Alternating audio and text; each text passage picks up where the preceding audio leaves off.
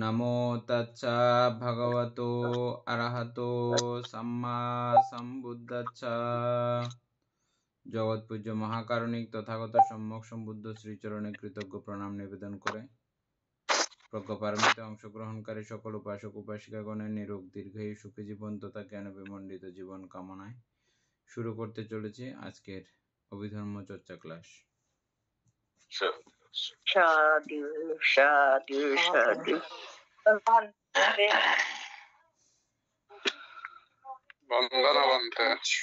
মঙ্গল আমরা 1305 মনে হয় না?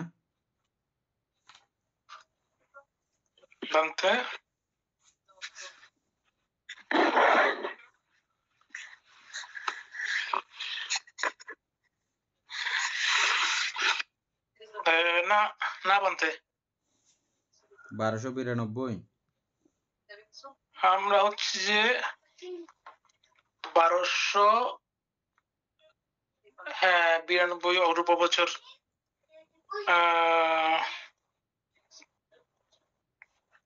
না পরে কোনটা জানি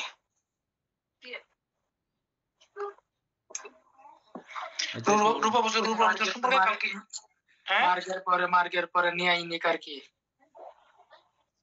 এটা মনে হয় নাকি 97 থেকে হবে যে মনে হয়। হ্যাঁ বানতে ঠিক আছে। অনিয়ানিক পর্যন্ত আমরা অনিয়ানিকা পর্যন্ত আমরা গতকাল কি করছিলাম? তাহলে 97 পরে তাহলে আমি অ্যাপস থেকে পড়তেছি নাকি? হ্যাঁ অ্যাপস থেকে পড়েন।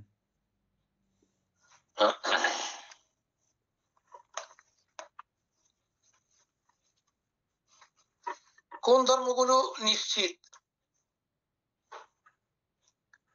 5 প্রকার আনন্তরিক কর্ম, নিয়ত মিথ্যা দৃষ্টি ও লোকোত্তরে 4 মার্গ, এই ধর্মগুলো হচ্ছে নিশ্চিত। আচ্ছা এটা মনে পড়ছেন তো কালকে নাকি? বাকিগুলো হচ্ছে অনিশ্চিত না? আপনি ওই এটা থেকে আপনি গতকালকে নিয়ত মিথ্যা দৃষ্টি সম্পর্কে বলেছিলেন আর কি।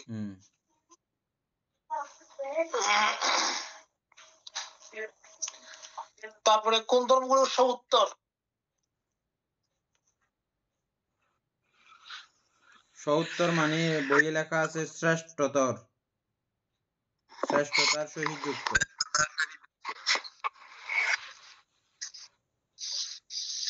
কোন ধর্ম সমূহ শ্রেষ্ঠতার সহিত যুক্ত? আশ্রবযুক্ত কুশল কুশল অব্যয় ধর্ম সমূহ।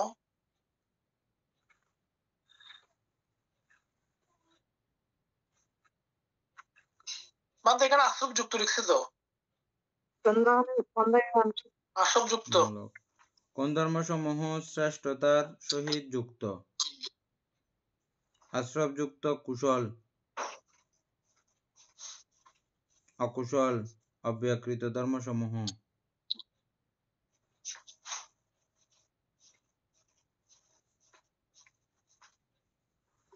এগুলো হবে তো বানতে শ্রেষ্ঠ হবে তো। কুশলের দিক দিয়ে হলে কুশলের শ্রেষ্ঠ হবে, অকুশলের দিক দিয়ে অকুশলের শ্রেষ্ঠ হবে আর কি। বন্দনা বানতে মঙ্গল কামবচর, রূপবচর, অর্পবচর, স্কন্ধ। আচ্ছা ওই স্কন্ধ পর্যন্ত অনুত্তরটা পড়েন তাহলে মিলবে। আচ্ছা এটা ইয়ে আছে বানতে ইয়াতে কি জানি বলা হচ্ছে অ্যাপস আর কি। এখানে উত্তর মানে হচ্ছে যেসব ধর্ম বিষয়ে অন্য ধর্ম বা ধর্মগুলোকে ছাড়িয়ে যেতে বা পরিত্যাগ করতে পারে এমন উত্তরযুক্ত তথা ছাড়িয়ে যেতে বা পরিত্যাগ করিতে সক্ষম এমন ধর্ম বা ধর্মগুলোকে বলা হয় সউত্তর অট্টশালিনী। তো এটার মধ্যে দাদা ওই যে অকুশলেরটা মানে তো যে এটা কুশলের দিক দিয়ে হচ্ছে যে বেশিরভাগ, কিন্তু এখানে অকুশলে লিখছে, কিন্তু অকুশলের দিক দিয়ে গেলে অকুশলের শ্রেষ্ঠ হবে। মানে এভাবে হলে মিলবে যেমন কুশল কর্ম একটা থেকে একটা যেরকম পাওয়ারফুল আছে, অকুশল কর্ম একটা থেকে একটা পাওয়ারফুল হিসেবে আমরা চিহ্নিত করছিলাম না, ওইভাবে হলে মিলবে আর কি। না হলে তো মিলার কোনো রাস্তা নাই আছে না। এখানে আমাদের ওই সউত্তরের মধ্যে উত্তরের মানে শব্দের অর্থ দিচ্ছে আর কি। এটা বুঝতে অর্থের সঙ্গে এটাও মিলতেছে। তারপরে অনুত্তর, অনুত্তর মানে এটা থেকে ছোট নিচ। না অনুত্তর বড় হবে, অনুত্তর বলতে ডাইরেক্ট লোকোত্তর মার্গ আরো বড় মার্গফল। হবে যে অনুত্তর বলতে। কোন অনুত্তর একদম ধর্মসমূহ নির্ভর। অনুত্তর? ও মানে এর উপরে আর থাকবে না, অনুত্তর মানে অনুত্তর এর উপরে আর থাকবে থাকবে না, না। শ্রেষ্ঠ বা অতুলনীয়, তুলনা করা যাবে না। এগুলো কি কি? অপ্রতিপন্ন মার্গসমূহ, ফলসমূহ আর অসংস্কৃত ধাতু নির্বাণ। তারপরে কোন ধর্মগুলো রণযুক্ত? 3 প্রকার অকুশল মূল, যথা লোভ, দেশ ও মোহ। উক্ত 3টি অকুশল মূলের কোন একটির সঙ্গে সম্পর্কযুক্ত কলুষতাগুলো। উক্ত 3টি অকুশল মূলের সঙ্গে যুক্ত পঞ্চস্কন্ধ। উক্ত 3টি অকুশল মূল হতে উৎপন্ন কায়িক কর্ম, বাচনিক কর্ম, মানসিক কর্ম, এই ধর্মগুলো হচ্ছে রণযুক্ত। অর্থাৎ যেগুলো যেগুলো লোভ দেশ মোহ থেকে তৈরি হয়েছে এগুলো সবগুলো রণযুক্ত। রণ মানে যুদ্ধ, অশান্তি। তারপরে কোন ধর্মগুলো রণহীন? কামাবচর, রূপাবচর, অরূপাবচর ও লোকোত্তর কুশল ও অব্যাকৃত ধর্মগুলো বেদনা থেকে বিজ্ঞান স্কন্ধ 28 প্রকার সমস্ত রূপ অশিষ্ট ধাতু নির্বাণ, এ ধর্মগুলো হচ্ছে রণহীন। রণহীন মা নিবান্তে যুদ্ধ নাই আর কি, এগুলোতে কুশলের মধ্যে যেমন ইয়া নাই, যুদ্ধ নাই। এখানে তো আবেগহীন দিছে আর কি, প্রশান্ত বা নির্লিপ্ত বা আবেগহীন। হ্যাঁ, আবেগ নাই আর কি। রণহীন মানে শান্ত। আবেগ বলতে ওই যে বৈদিক বিবেক আর আবেগ, যেটা আর কি। আবেগ হচ্ছে যে জ্ঞানহীন, বিবেকের অপোজিট সাইড। ঠিক আছে, এটা কোনো সমস্যা নাই। তারপরে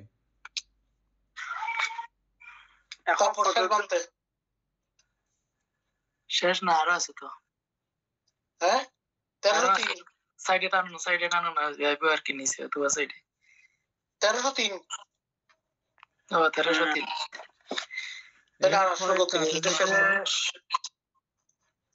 এটা সুদন্ত দিকের সংক্ষিপ্ত বিবরণ। সূত্রান্তিক মানে দুঃখ, যুগ্ন বা জোড়া বা দুটি করিয়া নিক্ষেপ। সুতন্ত তিন সূত্রান্ত নাকি হচ্ছে সূত্রান্ত? সূত্রান্ত ইয়েতে সূত্রান্তিক প্রণয় সূত্রান্ত দ্বৈত। তারপরে 1303 কোন ধর্মগুলো বিদ্যাভাগীয়? আচ্ছা, বিদ্যার তথা জ্ঞানের সঙ্গে সম্পর্কযুক্ত ধর্মগুলো। এই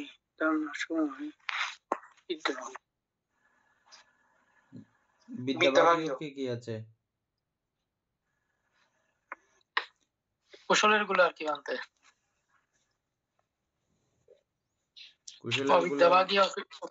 অকুশল গুলো, বিদ্যাভাগীয় কোনগুলো কোনগুলো আছে? মানে হচ্ছে এগুলো চিত্তের দিকে যাবে নাকি চিত্তের দিকে চিন্তা করতে হবে যে না বিদ্যাভাগী এগুলো? সাধারণ চৈতসিক, তারপর প্রকীর্ণ চৈতসিক সবগুলো, তারপর অপ্রমেয় চৈতসিক, তারপরে কুশল চৈতসিক, অর্থাৎ 14 প্রকার অকুশল চৈতসিক বাদ দিয়ে বাকিগুলো সবগুলো। আবার ওই দিক দিয়ে যদি চিন্তা করি, ওই চিত্তের দিক দিয়ে চিন্তা করি, ওই কুশলের আর কি, কুশলের দিক দিয়ে আর কি। চিত্ত না, এটা ধর্ম বলছে তো। আচ্ছা, এখানে ধর্মগুলো বলা হচ্ছে কোন ধর্মগুলো বিদ্যাভাগীয়। মানে আমরা বিদ্যা মানে জানি কি? বিদ্যা তো জানা, জানলে জ্ঞান উৎপন্ন হবে। ধর্মগুলো সব ধর্মগুলো জানলে। তো যদি আমরা এভাবে চিন্তা করি তাহলে এখানে কি আসে? সর্বচিত্ত এভাবে যে চিন্তা করলে তোমার তো কুশল চিত্তগুলো চলে আসবে। হ্যাঁ না না ওই না, ধর্মের দিক দিয়ে যদি চিন্তা করি তাইলে মানে হচ্ছে চৈতসিকে চলে যাবে। হ্যাঁ আর যদি মানে ওই সম্প্রযুক্ত মানে ওই বিদ্যাভাগে সম্প্রযুক্ত ওভাবে যদি চিন্তা করি তাহলে কুশলের দিক দিয়ে আসবে আর কি, অর্থাৎ চিত্তের দিক দিয়ে গিয়ে ওই আর কি। না এখানে বলতে চাচ্ছি যে এখানে যদি আমরা বিদ্যা তথা জ্ঞানের ইয়েটা বুঝতে চাই, এগুলো সব ধর্ম জানতে চাইলে আমাদের চৈতসিক যেগুলো উৎপন্ন হয় আলম্বন হিসাবে, ওগুলো সব ধর্ম জানাটাই না বিদ্যা পান্তে এই ক্ষেত্রে বোঝানো হচ্ছে নাকি? না, তার বিদ্যাভাগই হচ্ছে যে বিদ্যাকে সাপোর্ট করে যারা ধর্ম, কিন্তু এখানে ধর্মগুলো বলা হচ্ছে পান্তে, যে ধর্মগুলো যে ধর্ম সাপোর্ট করে ওইগুলো হচ্ছে যে ওই 14 প্রকার অকুশল চৈতসিক বাদ দিয়ে বাকি সবগুলো কিন্তু বিদ্যাকে সাপোর্ট করে চৈতসিক গুলো। হ্যাঁ ঠিক আছে, সেটাই হবে। তারপরে হচ্ছে কোন ধর্মগুলো অবিদ্যাভাগীয়, অবিদ্যার তথা অজ্ঞানের সঙ্গে সম্পর্কযুক্ত ধর্মগুলো, এই ধর্মগুলো হচ্ছে অবিদ্যাভাগীয়, ও বাকিগুলো যেগুলো অকুশল যেগুলো আছে সবগুলো। দেখছেন, এগুলো মুখস্থ করেন বা না করেন, মুখস্থ করেন বা না করেন, এই চিত্তগুলো লাগতেছে এখনো পর্যন্ত, চৈতসিক গুলো এখনো পর্যন্ত। হ্যাঁ না, এটা তো মানতে শেষ পর্যন্ত লাগবে চিত্ত। এগুলো মানে মুখস্থ করতে বলছে। হ্যাঁ এই জন্য বলছে বাধ্যগত এগুলো মানতে। একটু বিশ্লেষণ করেন না ধর্মসমূহ আর বিদ্যাভাগ ইয়েগুলো আর একটু। অর্থাৎ এখানে বলা হচ্ছে যে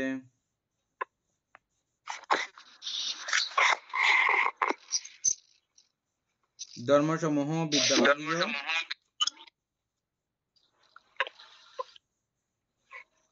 কিভাবে কোন ধর্মসমূহ বিদ্যাভাগীয়?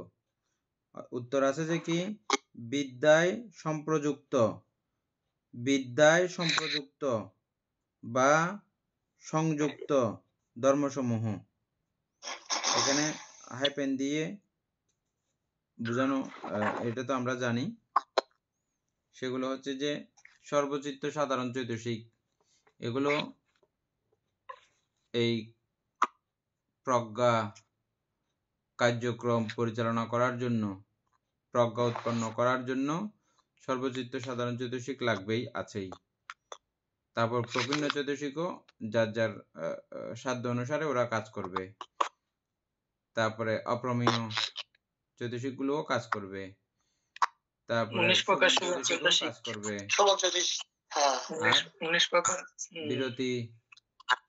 বিরতি চৈতসিক কতগুলো আছে না? হ্যাঁ আচ্ছা, এগুলো তো শোভনের ভিতরে সবগুলো 19 প্রকার। না না না না 3 প্রকার বিরতি চৈতসিক, এগুলো আলাদা না? এই বিরতি শোভনের মধ্যে এটা এগুলো সবগুলো প্রকার শোভনের 19 প্রকার আলাদা আর কি। এই বিরতি চৈতসিক গুলো কাজ করে। এক কথায় চৈতসিক তো যেগুলো আর কি সম্যক বাক্য, সম্যক কর্ম, সম্যক আজীব, এগুলো আর কি বিরতি চৈতসিক। এক কথায় যদি বলি 14 প্রকার অকুশল বাদ দিয়ে বাকি সবগুলো বাদ দিয়ে বাকি সবগুলো হচ্ছে যে এই বিদ্যার সমর্থনকারী, বিদ্যার সাহায্যকারী, বিদ্যা উৎপন্ন করতে এরা সবাই সাহায্য করে। তবে এগুলো ব্যবহার বিধি জানতে হবে, কোনটা কখন ব্যবহার করবেন। বনমান্তে আমাদেরকে এভাবে উপদেশ প্রদান করতেন যে মিস্ত্রি হতে হলে ওকে আগে কোন যন্ত্র কিভাবে চালাইতে হয়, কিভাবে ব্যবহার করতে হয়, ওই ব্যবহার বিধি আগে খুব যত্ন করে শিখতে হবে। কোনটার নাম কি, কোনটা কখন নিবা, কিভাবে ধরবা, কিভাবে কি কি করতে লাগে, যদি সবকিছু সূক্ষ্মভাবে জানে বুঝে, সে তাকে শুধু চেয়ার টেবিল না, ওকে মুক্তি বানিয়ে দিতে বললে মুক্তি বানিয়ে ফেলবে, যেটা বানিয়ে দিতে বলবে সেটা বানিয়ে ফেলবে। সুতরাং সেটা হচ্ছে যে মানে এই চৈতসিক গুলোকে ভালো করে চেনার কথা। চিনলে কখন এটা সম্প্রয়োগ করবেন, কিভাবে সম্প্রয়োগ করবেন আপনি জানবেন। এভাবে সম্প্রয়োগ করা যায়, করতে হয়। এই 14 প্রকার বাদ দিলে কত সুকুমার বাবু? 52 থেকে 14 বাদ গেলে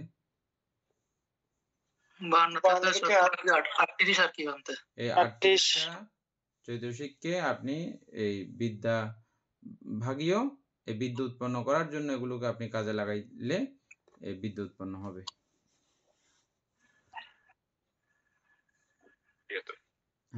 তবে একেবারে বুদ্ধ আবার এভাবেও বলছেন কথাটা, আমি এত কিছু পারতেছি না, বলছে না তোমার এত কিছু জানতে হবে না, তুমি এক কাজ করো, তুমি কায় দমন করো, বাক দমন করো আর চিত্ত দমন করো, এবং এই 3 দমন প্রক্রিয়াকে তুমি খুবই স্মৃতি সহকারে দেখে থাকো, আর কিছু লাগবে না, আরগুলো এমনি এমনি অটোমেটিক আপনি হবে।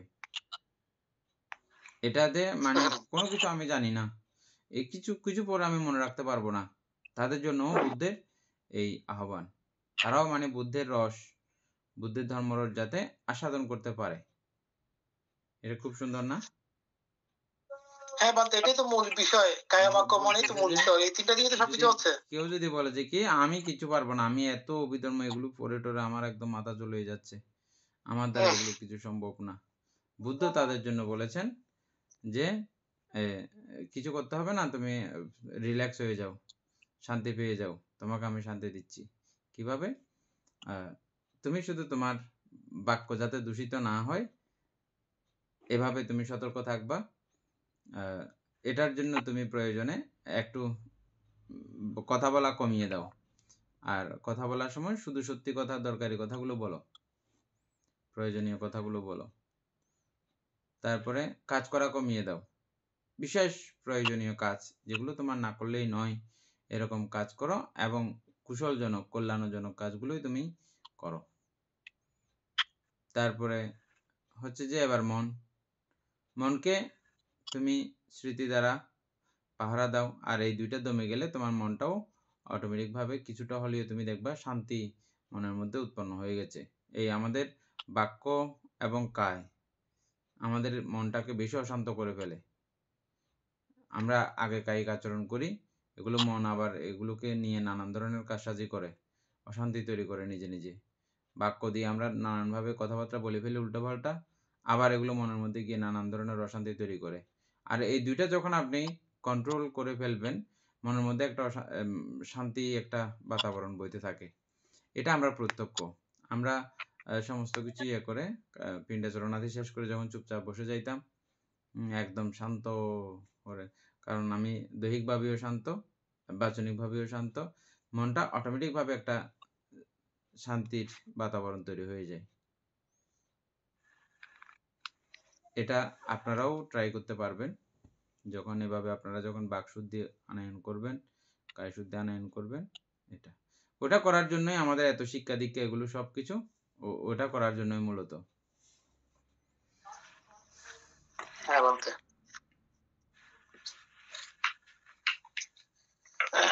তারপর বলা হচ্ছে কোন ধর্মগুলো বিদ্যুৎ তুল্য?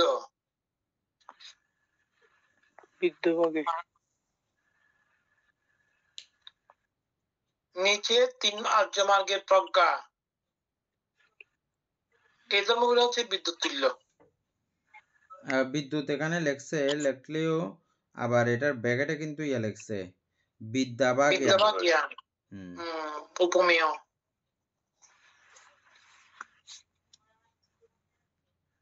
বিদ্যুৎ উপমেয় নিচের দিকে এখানে দুইটি করিয়া নির্দেশ করছে যে বিদ্যা এবং অবিদ্যা মানে তাদের যেভাবে কি দুইটি করিয়া নির্দেশ নাকি? এগুলো তো আমরা মিলে দেখি নাই।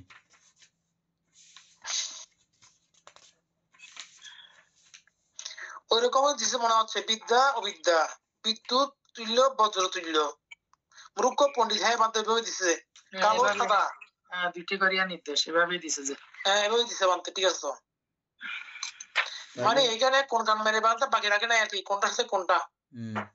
নিচের দিকে 3টি আর্য মার্গে প্রজ্ঞা, হ্যাঁ নিচের দিকে 3টি আর্য মার্গের প্রজ্ঞা। এই ধর্মসমূহ বিদ্যুৎ বা বিদ্যা উপমেয় কোন 3টি? সক্রিয়তাগামী, অনাগামী, অরহত, এই 3টা। নামাতে আবার বলছে কোন ধর্মগুলো বজ্র তুল্য, উপরে চতুর্থ আর্য মার্গ, অরহত্ত মার্গের প্রজ্ঞা। তাহলে নিচের তিনটা হচ্ছে বিদ্যুৎ তুল্য, তারপর তিনটা হচ্ছে হচ্ছে বজ্র তুল্য। হ্যাঁ শ্রোতাপত্তি আচ্ছা, শোকে অনাগামী, এই তিনটা হচ্ছে যে বিদ্যুৎ তুল্য। এই তিনটা বিদ্যুৎ তুল্য। হ্যাঁ আর এটা যদি নিচে না দিলে আমরা বুঝতাম না। নিচেরটা না দিলে বুঝতাম না। হ্যাঁ সেটাই, আর্য মার্গের প্রজ্ঞা। আচ্ছা আচ্ছা, সুন্দর। কোন ধর্মগুলো মূর্খ? নির্লজ্জতা ও নির্ভয়তা, এই ধর্মগুলো হচ্ছে মূর্খ। কোন ধর্মগুলো পণ্ডিত? লজ্জা ও ভয়, এই ধর্মগুলো হচ্ছে পণ্ডিত। কোন ধর্মগুলো কালো? নির্লজ্জতা ও নির্ভয়তা, এই ধর্মগুলো হচ্ছে, এই ধর্মগুলোই হচ্ছে কালো। এটা একটা সেম হয়ে গেল। কোন ধর্মগুলো সাদা? লজ্জা ও ভয়, এই ধর্মগুলো হচ্ছে সাদা। খুব সুন্দর করে দিছে। হ্যাঁ খুব সুন্দর, অনেক ভালো করে বোঝানোর জন্য এমন ভাবে দিছে। কোন ধর্মগুলো অনুতাপজনক? কায়িক দুশ্চরিত্র, বাচনিক দুশ্চরিত্র ও মানসিক দুশ্চরিত্র, এই ধর্মগুলো হচ্ছে অনুতাপজনক। সমস্ত অকুশল ধর্মগুলো অনুতাপজনক। অনুতাপের ইয়া কি ছিল যে আমাদের পালিতে, পালিতে না, তাপানিয়া, না তাপানিয়া, আরেকটা ইয়াতে চৈতসিকের মধ্যে এভাবে ছিল, অনুতাপ, অনুসূচনা, অনপত্র পানা না, না না ইয়া তো কোকিত্ত কোকিত্ত কোকিত্ত, হ্যাঁ কোকিত্ত। কোকিত্ত।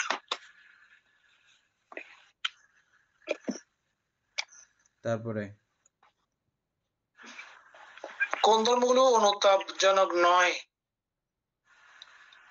কায়িক সুচরিত্র, বাচনিক সুচরিত্র ও মানসিক সুচরিত্র, এই ধর্মগুলো হচ্ছে অনুতাপজনক নয়। সমস্ত কুশল ধর্মগুলো অনুতাপজনক নয়। বলতে এখানে আগেরটা উপর দিছে একইভাবে, এরা বলছে কায়িক দুশ্চরিত্র, বাচনিক দুশ্চরিত্র, মানসিক দুশ্চরিত্র, এই ধর্মগুলো হচ্ছে অনুতাপজনক। আবার সমস্ত অকুশল ধর্মগুলোই অনুতাপজনক বুঝলাম। কিন্তু এই নিচের মধ্যে ঠিক আছে, তারপর একটু করে বিস্তারিত করার জন্য কায়িক দুশ্চরিত্র, সুচরিত্র, বাচনিক সুচরিত্র ও মানসিক সুচরিত্র, এই ধর্মগুলো হচ্ছে অনুতাপজনক নয়। আর হচ্ছে সমস্ত কুশল ধর্মগুলো অনুতাপজনক নয়। তাহলে উপরে তিনটা তো, ও আচ্ছা না, কায়িক বাচনিক মানসিক কুশল, ঠিক আছে বন্ধু, ঠিক আছে। কুশল তো হ্যাঁ, মন দ্বারা সৎকার্য। উপাসক উপাসিকারা বাকিরা কোথাও আলোচনা করতে হলে আপনারা একটু জানাইয়েন। আমরা তো করবার চলে যাচ্ছি, কেউ বলতেছে কিছু। আমরা আগেই বলছি, যেটা আমরা বুঝি না আমরা আগেই বলে দিচ্ছি যে এটা আমরা বুঝতেছি না, আর যেগুলো বুঝতেছি বলে যাচ্ছি এগুলো বুঝতেছি, তার মানে আপনাদের সঙ্গেও টুকটাক আলোচনা করতে পারবো, সেজন্য। তারপরে কোন ধর্মগুলো একই নামধারী? আচ্ছা, যা সেই ধর্মগুলোর গণনা, সংজ্ঞা, প্রকাশ, প্রচলিত শব্দ, নাম, আজ্ঞা প্রদান, নাম নির্ধারক, ব্যাখ্যা, স্বতন্ত্র চিহ্ন, আলাপ আলোচনা, এই ধর্মগুলি হচ্ছে একই নামধারী। সমস্ত ধর্মই হচ্ছে একই নামধারীর প্রণালী বা পদ্ধতি। কোন ধর্মগুলো একই নামধারী, এখানে কি বলতেছে? এটা তো বুঝি না। কোন ধর্মসমূহ অধিবচন বা নির্দিষ্ট অর্থের শব্দ? যাহা বলতে বুঝছেন না, বলতে ক্লিয়ার হচ্ছে না তো এখানে। একটু ওইটা বইতে একটু পড়ে দেখি, বইতে। কোন ধর্মসমূহ অধিবচন বা নির্দিষ্ট অর্থের শব্দ, যাহা সেই ধর্মসমূহের সংখ্যা, অর্থাৎ সংজ্ঞা বা বচন, সেই ধর্মসমূহের সংজ্ঞা, অর্থ, প্রজ্ঞপ্তি। আচ্ছা, প্রজ্ঞপ্তিকে বলা হয়েছে যে, ঠিক আছে। আচ্ছা, এগুলো কি প্রকাশ। অধিবচন? প্রজ্ঞপ্তিকে অধিবচন মানতে? হ্যাঁ, প্রজ্ঞপ্তি অধিবচন। মত মানে প্রকাশ বা অধিবচন বলতে আমি ওই জিনিসটা চিনি, শেয়ারটা আমি চিনি, তবে এই এটাকে যে শেয়ার বলে, হ্যাঁ, ওটা হচ্ছে তার প্রজ্ঞপ্তি, শেয়ারের প্রজ্ঞপ্তি এটা। আমি শেয়ারটা চিনি, কিন্তু এটার নাম তো আমার কাছে, আমি যদি না জানি বলতে পারবো না। এটা প্রজ্ঞপ্তি হচ্ছে যে শেয়ার বললে ও চিনি আমরা, এরকম আর কি। এই সবগুলো একই, দেখেন। মত প্রকাশ, নাম, নামকর্ম, নামধেয়, নিরুক্তি। নিরুক্তি না নিরুক্তি? নিরুক্তি। আচ্ছা, নিরুক্তি বা প্রকাশক পদ্ধতি বা অর্থ ওই বাপ ও প্রকাশক ধর্মের পদ্ধতি বা গুহাস্থিত অর্থ। বিষয়ের স্বরূপ জ্ঞান।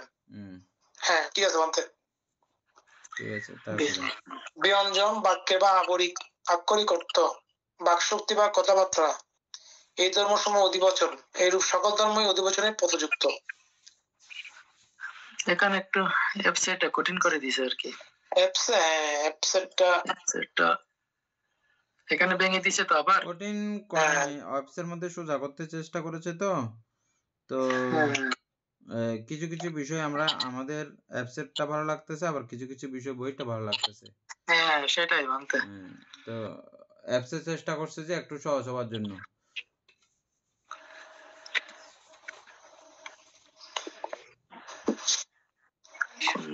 আচ্ছা, কোন ধর্মগুলো ব্যাখ্যা নিরুক্তি,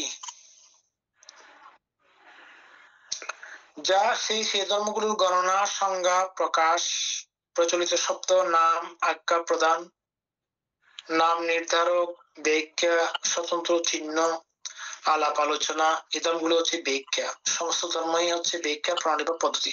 মানে এগুলো তো সংজ্ঞার মতো আর কিছু গুলো না। যেমনটা হচ্ছে যে আমি শেয়ার দিয়ে বলি, যেমন শেয়ার, তো এখন শেয়ারটাই জানলেন আপনি, শেয়ার দিয়ে কি করে না করে কিছু জানলেন না। হ্যাঁ, এটা হচ্ছে যে শেয়ার দিয়ে কি করে এটা জানেন আপনি, শেয়ার দিয়ে বসতে পারে, শেয়ার দিয়ে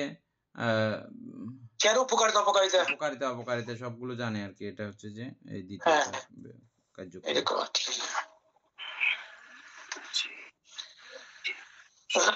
কোন ধর্মগুলো প্রকাশ,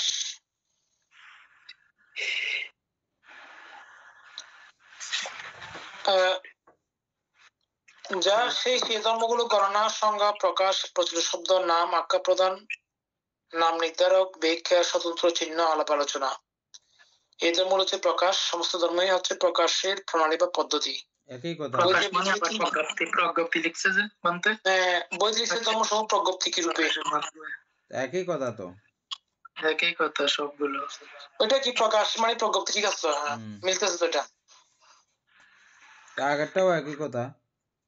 হ্যাঁ, আগেরটাও একই কথা ছিল। তবে 16। আচ্ছা, কোন ধর্মগুলোর নাম, এটা তো আমরা সবাই জানি।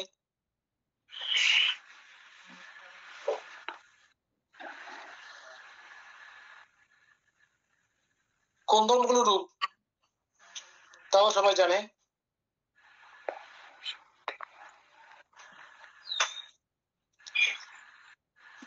কোন ধর্মগুলো অবিদ্যা,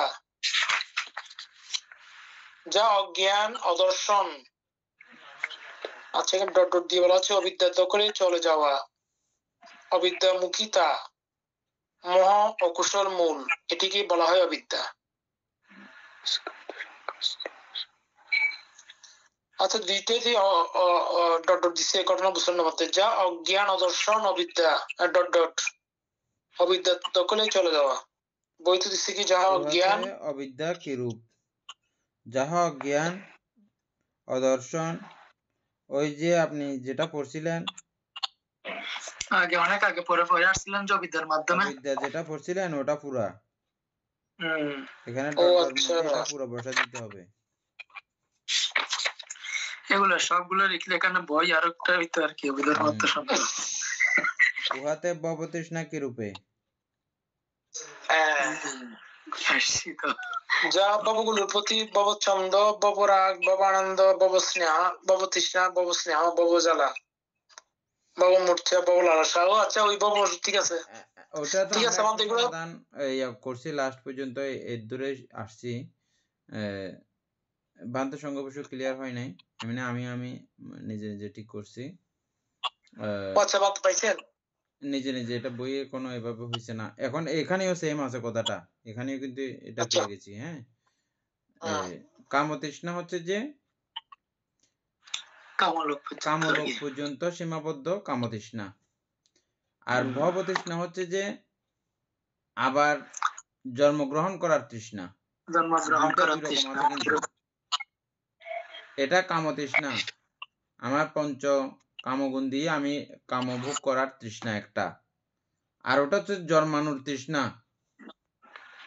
31 লোকবীর বুঝছেন? মধ্যে যে কোনো বেশ জায়গায় কম আছে, জন্ম কথা হবে। কিন্তু বেশ কম আছে, দেখছেন?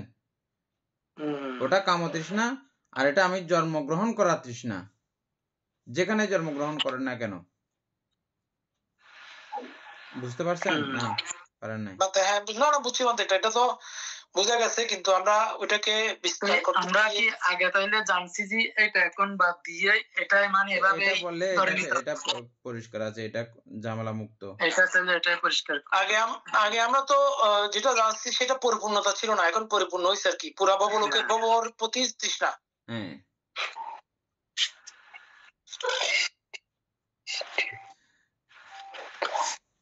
অর্থাৎ একটা সুন্দর কথা মনে পড়ছে।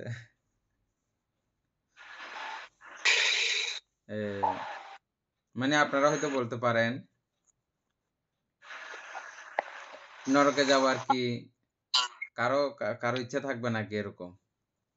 তৃষ্ণা করে কিনা? হ্যাঁ, না ওইটা তো হবে না মানতে, ঠিক আছে, অটোমেটিক, এটা অটোমেটিক হবে না, যে কর্মভেদে। কিছু মানুষের কথা বলছি আমি। একজন ও মানুষ আচ্ছা। এরকম করে বলছে, কেউ অষ্টশীল নিতে যাচ্ছে তো, তারপরে উনি মধুপোক এর বাসা করতেছে, মধুপোক অনেক মারা যাচ্ছে না, তো এগুলো নিয়ে করতেছে। তা আরেকজনে বলতেছে এত পাপ কিনলে গরর।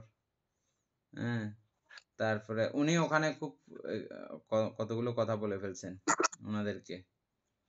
ওদে তুই নরকত যাবি গই, এই যে এত অকুশল কর্ম যে গরর, তুই এত পাপ কর্ম যে গরর, নরকত যাবি গই তুই। খদ্দে নরকত যাইলিও খদ্দে এন্ড তোরার রাজা তাই কমায়, তোরার মাথার দুকুর বলে বলে এন্ড খাইম দেয়। মানে ওরকমও বলে। আর এই যে বলাগুলো, ওর মধ্যে আমাদের জ্ঞান নাই, সে কারণে আর কি নরক সম্পর্কে জ্ঞান ছিল জ্ঞান না, নাই, নরক সম্পর্কে জ্ঞান নাই, বা নরকের ভয়াবহতা সম্পর্কে জ্ঞান উনি নাই, জানেন না। এই জন্য। এটা না, একটা এটা উদাহরণ, আমি একবার জিজ্ঞাসা করছিলাম তো বলতে এটা একটা ওইটা। উদাহরণ। আর দ্বিতীয় উদাহরণ হচ্ছে যে কিরকম, যেমন আমরা মানুষরাও হানাহানি, মারামারি এগুলো করলে কষ্ট দুঃখ হয় যে সবাই জানি, কিন্তু এক শ্রেণীর মানুষ আছে এগুলোকে খুবই আলিঙ্গন করে, এগুলোতে খুবই মজা পায়। যার আঁটি আঁটি যার ফাটাই স্বর্গ মার দিয়ে না যাইগো দেন দিলে মানুষের কত গুণ আছে।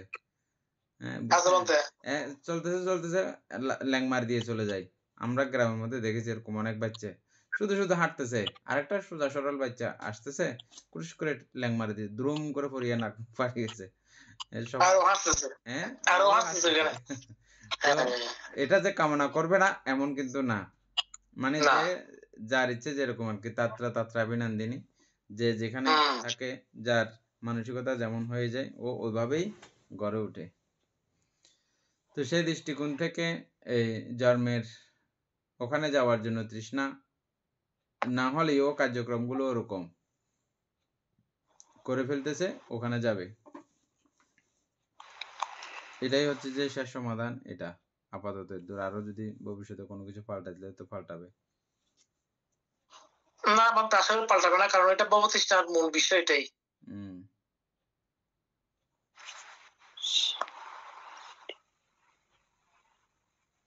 এখানে লিখে দিয়েছে যে 31 প্রকার ভবের মধ্যে যে কোনো একটিতে উৎপন্ন হওয়ার ইচ্ছা, যে কোনো একটিতে, 31 ভবের কোন মানে কোনোটা কিন্তু বাদ দেওয়া হয় নাই, যে না কোনো না, কোনো একটিতে বাধা হয়নি। উৎপন্ন হওয়ার ইচ্ছা হচ্ছে যে ভবতৃষ্ণা।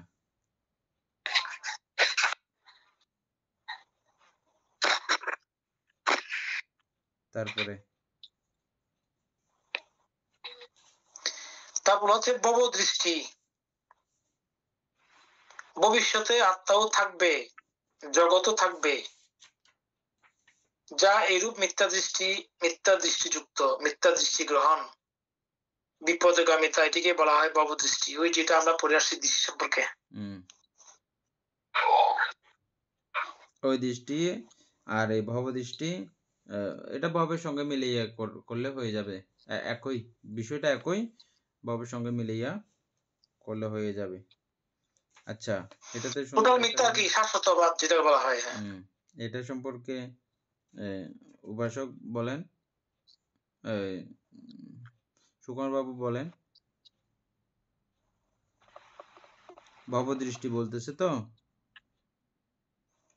মানে ভব দৃষ্টি, এই জিনিসটা বুঝাই দেন। এখানে নিচে লেখা আছে, দুটেই পড়েন ভালো করিয়া, পড়িয়া বুঝাই দেন।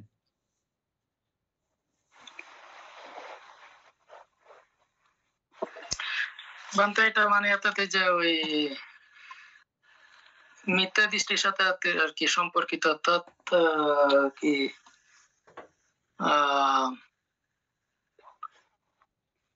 আমি কি থাকবো মানে ওই নাকি, অর্থাৎ জগৎ থাকবে নাকি থাকবে না, এরূপে বুঝাচ্ছে আর কি বান্তে।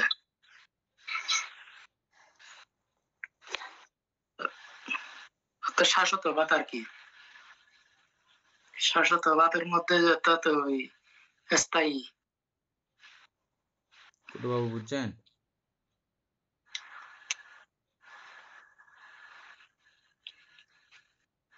একটু একটুটা বলেন তো।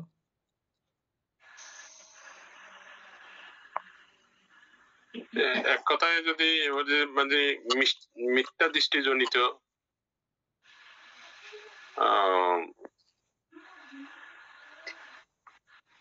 কার্যকলাপ গুলা কি?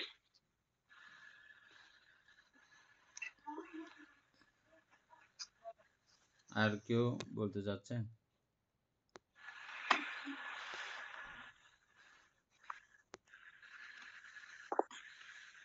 যেমন বান্তে এই পৃথিবী যেমনই থাকবে, এর কোনো পরিবর্তন হবে না। এখানে বিশেষ করে আমরা ভব পৃথিবী নিয়ে আলোচনা আসতেছে না, আমাদের শুধু ভব নিয়ে আলোচনা আসতেছে। ভব দৃষ্টি, ভব মানে কি বুঝলাম যে এতক্ষণ আমরা?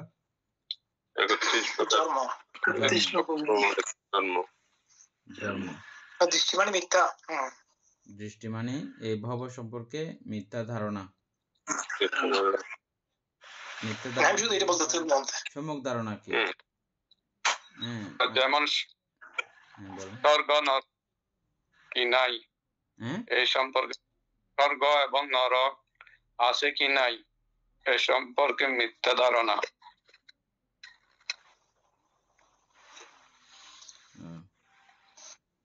এনি বলো। আচ্ছা, রিঙ্কুরও বলেন।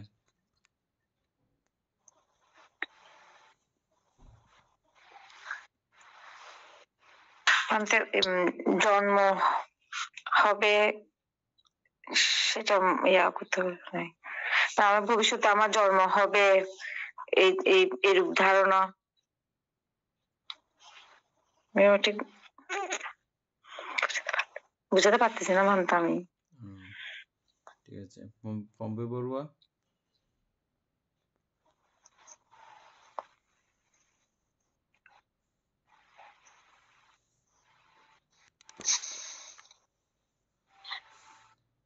ঠিক আছে, এনি বলো। হ্যাঁ, পম্পি বড়ুয়া আসছে, বলেন।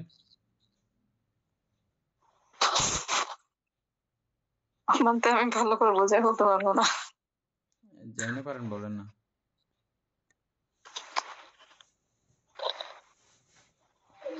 পারবো না মানতে।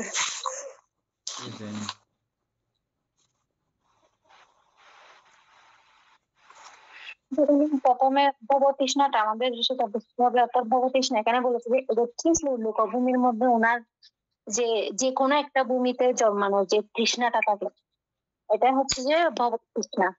তো তো ওইখানে তৃষ্ণা যখন আছে আমার জন্মানো, তাহলে অবশ্যই সেখানে আমার মিথ্যা দৃষ্টি আছে বিদায় তো আমি ওই যে জন্মানোর তৃষ্ণাটা আমার মধ্যে উৎপন্ন হয়। রূপলোক হোক, অরূপলোক হোক, মানে ৩২ লোকভূমিক যেগুলো আছে সেখানে। তো এই কারণে সেটা হচ্ছে মিথ্যা দৃষ্টি। আর ওনার মধ্যে যদি সম্যক দৃষ্টিটা উৎপন্ন হতো, তাহলে উনি কিন্তু এই যে ভব তৃষ্ণা ওইটা উৎপন্ন না করে উনি কিন্তু এই যে নির্বাণকে অবলম্বন করতো বা নির্বাণের জন্য প্রার্থনা করতো। উপাসক বলেন।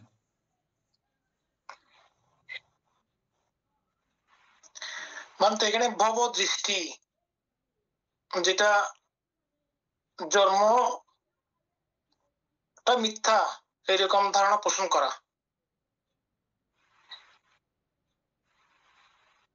যেমন জন্মগ্রহণ করেছি, যে মৃত্যুবরণ করতে হবে, স্বর্গ নরক আছে, এগুলো বিশ্বাস করে না। এই ধরনের সমস্ত কার্যক্রমকে বিশ্বাস না করাই হচ্ছে এখানে, এবং এটিকে মানে ভব বিষয় আর কি, বিশেষ করে ভব বিষয়ে কর্ম অবিশ্বাস এরকম হবে, কর্মফল সম্পর্কে অবিশ্বাস।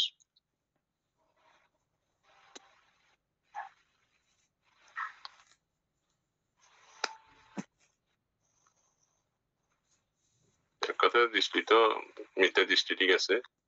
ওটা কি মানে আমরা একজনের ইশারায় পরিচালিত হচ্ছি, নিজের কর্মের প্রতি যেভাবে জন্মগ্রহণ হয় ওটার প্রতি বিশ্বাস অবিশ্বাসের এই ধরনের হবে বলতে।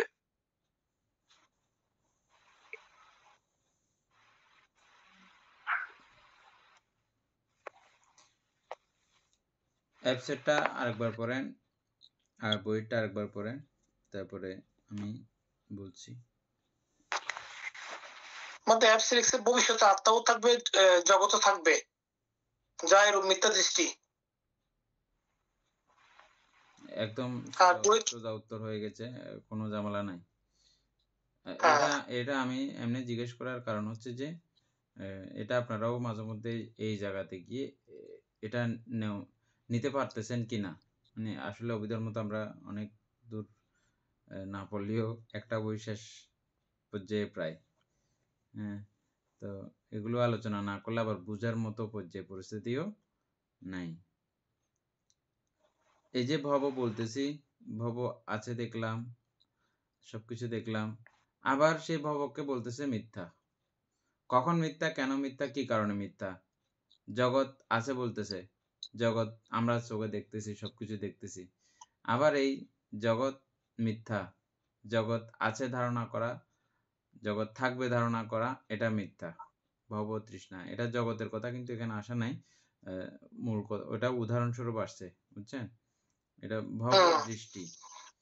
তাহলে আমার ভবিষ্যতে ভব হবে, ভবিষ্যতে আমার ভব হবে, এই ধারণা, এটা মিথ্যা দৃষ্টি। কিভাবে মিথ্যা দৃষ্টি, এটা এখানে এতদূর লেখা নাই, এটা আপনাদেরকেই প্রমাণ করতে হবে। কিভাবে প্রমাণ করবেন এবার?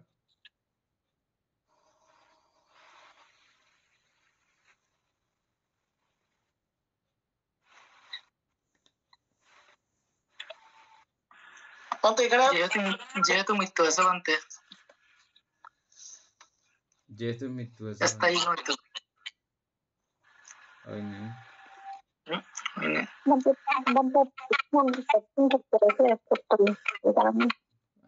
কথাগুলো আসে নাই ভালো করে, আবার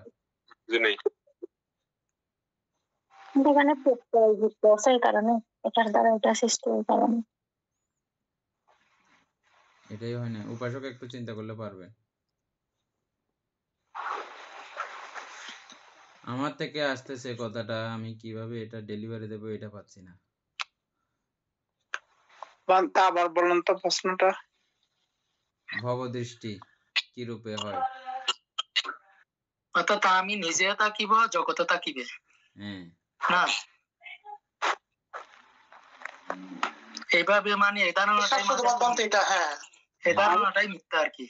আমি কি নিজে থাকিব? মিথ্যা আর কিন্তু লেখা আছে, কিন্তু কিভাবে বলতেছে বানতে এটা হচ্ছে আমি থাকবো বা জগৎ থাকিবে বা সবাই থাকবে, এটা হচ্ছে দৃষ্টি।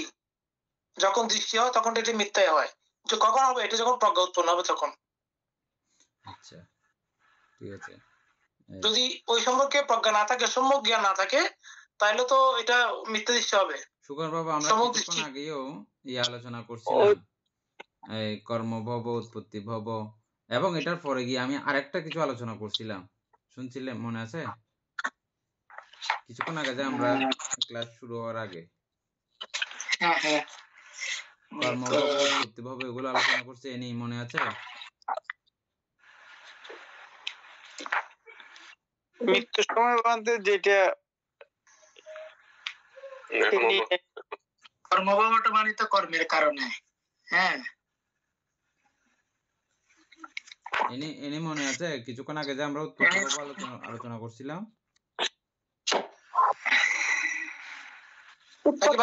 খাওয়া দাওয়া ফুর্তি করো, জন্ম আছে কোনো জন্ম নাই, এইভাবে থাকাটাই। না, উৎপত্তি ভব এটা না। না না, উৎপত্তি ভব না, আমি বলছি ভব সম্পর্কে, ভব দৃষ্টি, শাশ্বতবাদ। না, এটা না। বুঝলিও সবকিছু যে আসলে বলা যাচ্ছে না মাত্র ডেঞ্জারাস। অর্থাৎ আমি এটা বুঝেন আগে, আমি 1 মিনিট আগের আমি আর 1 মিনিট পরের আমি একই কি? রানিং আছে। কারণ এখানে প্রতি মুহূর্তে আমাদের জন্ম হচ্ছে, উদয় বিলয় হচ্ছে, কোষ পরিবর্তন হচ্ছে, কোষের জন্ম হচ্ছে, মৃত্যু হচ্ছে। রূপীয় ভাবে আমার মধ্যে পরিবর্তন হচ্ছে, এটা দেখলাম। অবশ্যই। এবং নামীয় ভাবে কি আমার মধ্যে পরিবর্তন হচ্ছে? আপনি ওই এটা বলছিলেন যে মনে একটু করে, মানে যখন নয় যে উপাদানে যায় আর কি। হ্যাঁ, উপাদানে যাবার পরে তো মানে তো যে বাবা হয়। না না, ওইটা না, বানতে না, চলে গেছে। আমি মূল জায়গাতে চলে আসছি এখন। আমি 5 মিনিট আগের আমি আর 5 মিনিট পরের আমি একই কি? না, একই না বানতে। রূপীয় ভাবেও আমি একই না, এবং নামীয় ভাবে কি একই? না না। কেন একই না, এবার বলেন তো?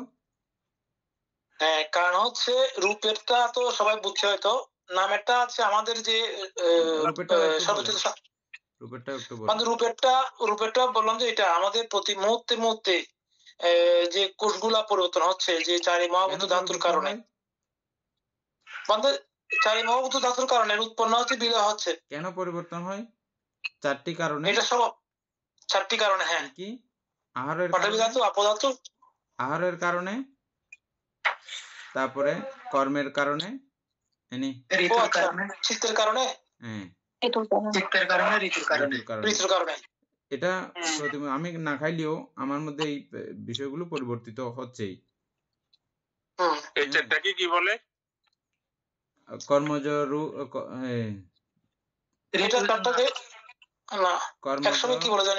কর্মজ, আহারজ, কর্মচিত্ত, ঋতু, আহার, এই চারটা কারণে প্রতিনিয়ত এটা পরিবর্তিত হচ্ছে। এটা বাড়ার টাইমে বাড়তেছে, এটা আবার কমার টাইমে কমতেছে। আবার এখানে প্রতিনিয়ত কোষগুলো মারা যাচ্ছে, মারা গিয়ে আবার এদিকে তৈরিও হচ্ছে। এগুলো প্রতিনিয়ত অহরহ ভাবে, যেগুলো বিদ্যুৎ প্রবাহের থেকেও দ্রুত গতিতে আমাদের এই শারীরিক কার্যক্রম ঘটতেছে। সেজন্য কিছুক্ষণ আগের আমি বা 1 মুহূর্ত আগের আমি 1 মুহূর্ত পরের আমি একই না, দেহটা একটা। এবার নামেরটা বলেন, নাম কি জন্য 5 মিনিট আগের আমি 5 মিনিট পরের আমি একই না? কর্ম, ঋতু, আহার, আর কি বলছেন? কর্ম, চিত্ত, ঋতু, আহার।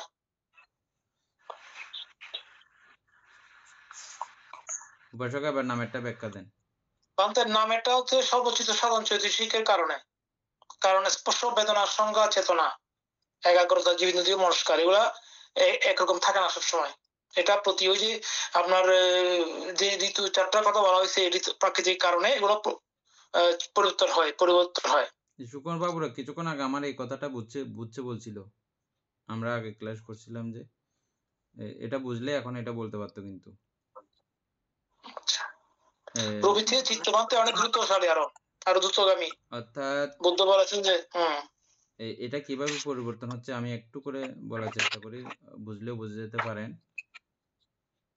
আমরা যে প্রতি মুহূর্তে কর্ম সম্পাদন করি, এই কর্ম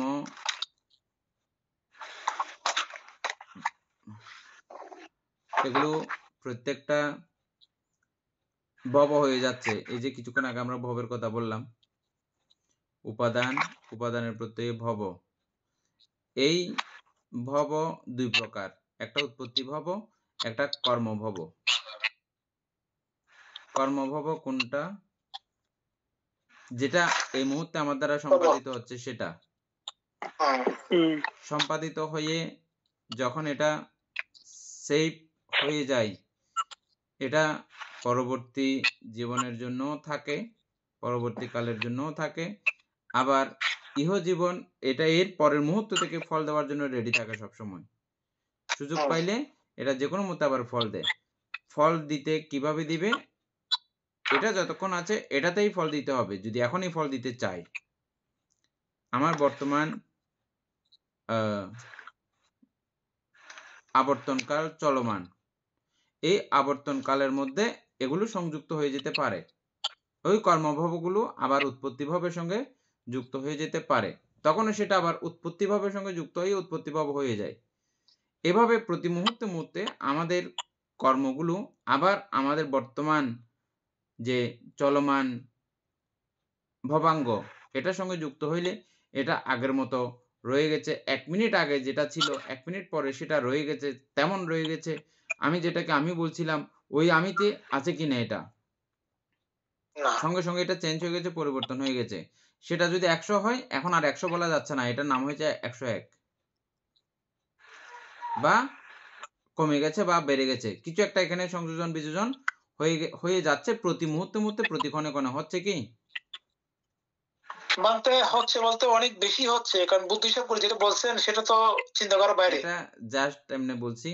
তো এই যে পরিবর্তনটা, যেহেতু এই পরিবর্তন, সেহেতু ওই আত্মাবাদ, আমরা যেটা আত্মাবাদ চিন্তা করছিলাম, এটা প্রতি মুহূর্তে মুহূর্তে এটা অন্য কিছু হয়ে যাচ্ছে, প্রতি মুহূর্তে মুহূর্তে অন্য কিছু হয়ে যাচ্ছে, অন্যজন হয়ে যাচ্ছে, অন্য মানুষ হয়ে যাচ্ছে। আমাদের একটা মূল জিনিসটা যেটা আছে এটাকে প্রতি মুহূর্তে মুহূর্তে পাল্টা দিচ্ছে আমাদেরকে। এটা ভাবেন সামান্য, আপনি এই ধর্মচর্চা করার আগে কেমন মানুষ ছিলেন, আবার ধর্মচর্চা করার পরে কেমন হয়েছেন, এবং প্রতিদিন এই জ্ঞান ও প্রবৃদ্ধি একটু একটু বাড়ার পরে আপনার মধ্যে কি রকম পরিবর্তন। আপনি সেম একটু আগের ব্যক্তি, পরের ব্যক্তি বেশ কম হয়ে গেছে না? অবশ্যই প্রবাহমান কি বলতে চান, এটা প্রবাহমান। একটা চিত্ত আমাদেরকে এভাবে প্রতি মুহূর্তে মুহূর্তে পরিবর্তিত করে। এটা এক দৃষ্টিকোণ থেকে। হ্যাঁ, আবার এটার মধ্যেও প্রত্যেকটা চিত্ত এগুলো কিন্তু আবার আলাদা আলাদা, যদিও বা এক দৃষ্টিকোণ থেকে এটা পুরো একটা প্রবাহমান অবস্থা। একটা ভবাঙ্গ বললেও, একটা আবর্তনকাল বললেও, এগুলো কতগুলো চিত্তের সমন্বিত অবস্থা। প্রত্যেকটা চিত্ত মরে গিয়ে বেঁচে গিয়ে, মরে গিয়ে বেঁচে গিয়ে এটা রানিং করে রেখেছে আমাদের এই জীবন কালটাকে। প্রতি ক্ষণে ক্ষণে ক্ষণে ক্ষণে সেখানে জন্ম মৃত্যু হাজার লক্ষ কোটি বার চলে যাচ্ছে একদিনের মধ্যেও। প্রত্যেক দিন প্রতি মুহূর্তে মুহূর্তে এভাবে এই জন্ম মৃত্যুর প্রক্রিয়ার মধ্য দিয়ে চলছি আমরা এমনি ডাইরেক্ট মরে গেলে এটা একবার মরা দেখতেছি, যে ডাইরেক্ট মরে গেলে এটা একবার মরা দেখতেছি যে আমরা, কিন্তু প্রতি ক্ষণে ক্ষণে যে আমরা মৃত্যুবরণ করি, চিত্তের মৃত্যু মানে আমাদের মৃত্যু। কিন্তু সেটা ওই যে ইঞ্জিন প্রবাহের একটা ধাক্কা দিয়ে আরেকটা উঠে যাচ্ছে, যে ওই প্রবাহের কারণে আমরা মরে যাচ্ছি, যেটা বুঝি না আমরা। বুঝছেন এখন?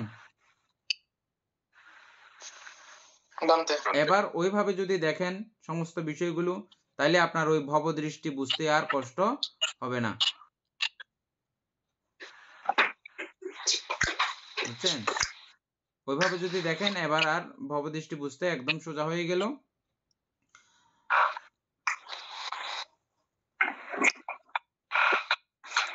আপনি ওখানে জন্মগ্রহণ করবেন, ভবদৃষ্টি হচ্ছে যে আপনি ওইখানে গিয়ে জন্মগ্রহণ করবেন। আপনি করবেন কি? এখন মাথায় আসছে এটা? যেহেতু আমি কিছুক্ষণ আগের আমি 1 মিনিট পরের আমি নই। আমার সেই চিত্ত গিয়ে কিভাবে আবার আমি সেখানে হবে? বুঝা গেছে এখন? হ্যাঁ, ওই এইজন্য বলা হয়েছে ভবিষ্যতে আত্মাও থাকবে, জগৎও থাকবে। হ্যাঁ। এইরূপ দৃষ্টি পোষণ করা। হ্যাঁ, ভবিষ্যতে আত্মাও থাকবে, জগৎও থাকবে। এটা তো প্রতি ক্ষণে, ক্ষণে এটা মরে যাচ্ছে। মরে গিয়ে অন্য হ্যাঁ, হয়ে ওইটাই যাচ্ছে। মিথ্যা দৃষ্টি বলতে। ঠিক আছে, আপনার উত্তর আসছে মানছি এখানে, ঠিক আছে।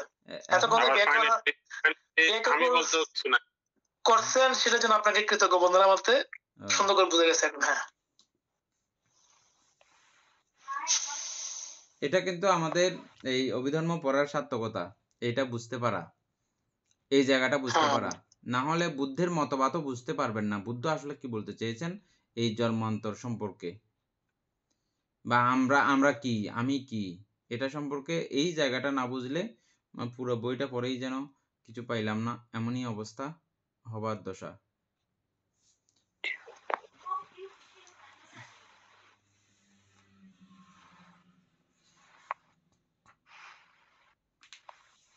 ওকে, টাইম শেষ। টাইমও শেষ হয়ে গেছে। টাইম শেষ হয়ে গেছে।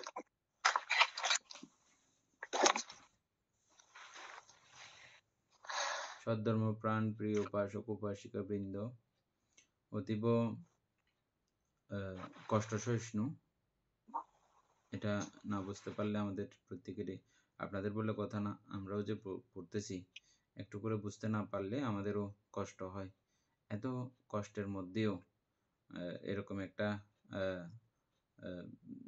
দুর্লভ বিষয় চর্চা করার জন্য আপনাদের যে আগ্রহ, অনুপ্রেরণা, এগুলো সত্যিই অতি প্রশংসনীয় এবং অতি দুর্লভ কাজের সঙ্গে আমরা প্রত্যেকেই সংযুক্ত রয়েছি। প্রতি মুহূর্তে যে চিত্তগুলো উৎপন্ন হচ্ছে, এগুলো আপনাদেরকে উৎসাহ করার জন্য আমি নানানভাবে বলি। এই যে এগুলো একদল বাদুর শ্রবণ করেছিল, প্রত্যেকদিন একটা ভান্তে সূত্রপাঠ করতেন। সূত্রপাঠের কণ্ঠগুলো খুব ভালো ছিল। বাদুর 500 বাদুর ছিল ওই বিহারের মধ্যে। তো ওরা প্রত্যেকদিন শ্রবণ করেছে এগুলো। নির্দিষ্ট টাইমে এসে এরা শ্রবণ করতো, খাওয়া দাওয়া শেষ করে করতো। এরা প্রত্যেকে মারা গেছে। মারা গিয়ে ওই আশেপাশের গ্রামে জন্ম হয়েছিল। ওরা প্রত্যেকেই অতীতের সংস্কার বশতে এখানে যে বাদুর অবস্থায় যে তারা থাকতো, ওই জায়গার প্রতি একটা আকর্ষণ। আমরা যে কোনো জায়গাতে যাই, ঘুরতে যাই, কোনো জায়গাতে আমাদের যেতে ইচ্ছে করে না, কোনো জায়গাতে যেতে ইচ্ছে করে, কোনো মানুষের সঙ্গে কথা বলতে ইচ্ছে করে না, কোনো মানুষের সঙ্গে কথা বলতে ইচ্ছে করে। এবং অধিকাংশ সময় আমাদের সঙ্গে যে মানুষগুলোর মিলন, সাক্ষাৎ, মেলা হয়, এগুলো কিন্তু আমাদের পূর্বসঞ্চিত সংস্কারের ব্যাপার কিন্তু সেখানে থেকে থাকে। আমরা সেটা বুদ্ধের জীবন আদর্শ জাতকাবলীতেও দেখতে পাচ্ছি। আনন্দ ভান্তে, সারিপুত্র ভান্তে, মোদগলান ভান্তে, মহাকাশ্যপ ভান্তে, ওনারা প্রায় সময় একসংযুক্তভাবে ছিলেন। এবং আমাদের এই সিদ্ধার্থ পত্নী রাহুল মাতা, ওনাদেরও জন্মান্তর অনেকবার তাদের একই সঙ্গে হয়েছে। তারা একই সঙ্গে জন্ম হয়েছে, একই সঙ্গে তাদের অবস্থান ছিল, সহ অবস্থান ছিল। এগুলো কিন্তু এই একটা কর্মের বিভাগ। এখানেও এই বাদুরগুলো তাদের অতীতের সংস্কার বশত, যেহেতু এক জন্ম আগেরই ব্যাপার মাত্র। গ্রন্থে উল্লেখ আছে যে অতীতের পুণ্যকর্মগুলো সঙ্গে তাদের এই সূত্রপাঠ শ্রবণ করার পুণ্য, জন্মান্তরীণ পুণ্য আরো ছিল। সেই সঙ্গে এই সূত্রপাঠ শ্রবণ করার পুণ্যের ফলে তারা প্রত্যেকেই মানুষ হিসেবে জন্মগ্রহণ করেছে। যখন বুদ্ধিপ্রাপ্ত হয়েছে, ওই ভান্তের কাছে আসছিলেন। ওই ভান্তে ছিলেন আবার অরহৎ এবং সর্বজ্ঞ অরহৎ। তাদের অতীতে কোত্থেকে কোথায় আসছে এগুলো সব তিনি জানতেন। ওরা যখন আসছে ভান্তে খুব খুশি হয়েছে, এরা ধর্ম বুঝবে, এরা ত্রিহিত পুদ্গল। ভান্তে খুব খুশি হলেন। তারপরে ওনাদের সঙ্গে নানান কথাবার্তা, ধর্ম আলাপ। তারা বলছে যে এখানে বাদুর গন্ধ পাচ্ছি আমরা। ওই অতীতের সংস্কারের সঙ্গে টাচিং হয়ে পাচ্ছি। তো এখানে বাদুর আছে নাকি? বলছে না, এটা বাদুর গন্ধ না, এখন বাদুর এখন নাই, এটা তোমাদের গন্ধ, তোমাদের অতীতের সংস্কার গন্ধ। এরকম করে যখন বলছে, তারা আশ্চর্য হলো। তো সব ঘটনা ভান্তে ভেঙে বুঝে বললেন। এবং এরা 500 জনেই অরহৎ হতে পেরেছিলেন, বুঝছেন? এরা না বুঝে না শুনে কোনো কিছু এটা হৃদয়ঙ্গম করতে না পেরেও এটা শুনেছে, শুধু শুনেছে।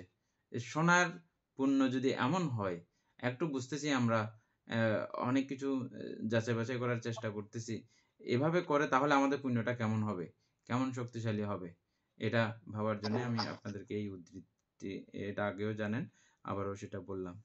আমাদের যেই মহাপুণ্য সম্পাদিত হয়েছে, এই পুণ্যরাশি অনন্ত চক্রবাসী সত্যগণকে দান করছি, গুরুভান্তে দেবকে দান করছি, মাতা পিতাগণকে দান করছি, যারা আমাকে প্রতিনিধিভাবে ধর্মচর্চায় সহযোগিতা করছেন তাদেরকে এই পুণ্যরাশি দান করছি, এবং যারা আমাকে প্রতিনিধি চারিত্র ইত্যাদি দান করেন তাদেরকে এই পুণ্যরাশি দান করছি। এই পুণ্যের কাছে আমরা প্রত্যেকে প্রার্থনা করব নির্বাণ লাভ, অবধি অসৎ ব্যক্তি, মূর্খ ব্যক্তি পাপমিত্রের সংসর্গ লাভ না করে সদা সর্বদা জ্ঞানদর্শী কল্যাণ মিত্রের সান্নিধ্য সংসর্গ